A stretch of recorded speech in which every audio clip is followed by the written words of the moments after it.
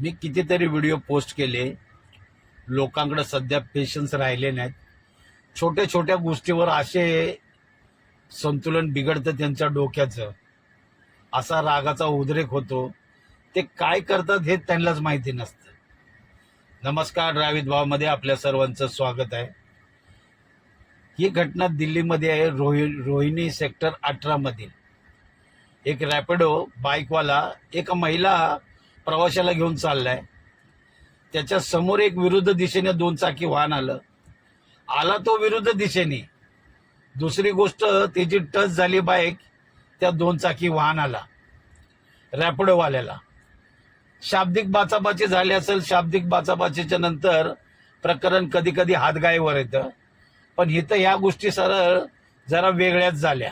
विरुद्ध दिशे हा जो विरुद्ध दिशेने आला ना, त्यानं तर भलतंच केलं.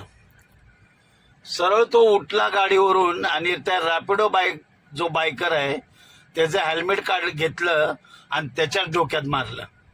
त्याच्या पाठीमागे जी प्रवासी होती महिला, त्याने ते सगळं प्रकरण चित्रित केलं.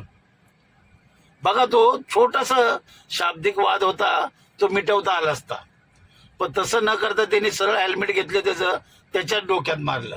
गंभीर इजा होऊ शकते, काही होऊ शकतं अचानक तो त्यांनी मारल्यामुळं. त्या महिलेने तो व्हिडिओ इतका व्हायरल केला की काही तासातच जेने मारलं होतं त्या बायकरला पकडलं गेलं. मेरा नाम गौरव है। करीब 3-4 दिन पहले मैं रोहिणी सेक्टर 18 मेट्रो स्टेशन से रॉन्ग साइड जा रहा था। सामने से रैपिडो बाइक वाले के साथ मेरी बाइक टचिंग हो गई, जो मैंने गुस्से में रैपिडो बाइक वाले के सर पर हेलमेट मार दिया। मेरे से बहुत बड़ी गलती हुई है, मुझे मेरी गलती का एहसास है। मेरा सभी से अनुरोध है कि गाड़ी चलाते समय ट्रैफिक नियमों का पालन करें और सभी संयम रखें। त्या व्यक्तीला पकडलं गेलं, पोलिसांच्या समोर उभं केल्यानंतर या घटना आता कायम का होतात? प्रत्येकाकडे अँड्रॉइड मोबाईल आहे ना, अशा घटना कुठे होतात त्या चित्रित होतात आणि त्याच्यानंतर अक्षरशः गुडघ्यावर बसून माफी मागावी लागते. काय फायदा आहे मग असं या रागाचा? जर तुम्ही राग जर आटोक्यात ठेवू शकत नाही, तुम्ही गाडी रस्त्यावर चालवू शकत नाही.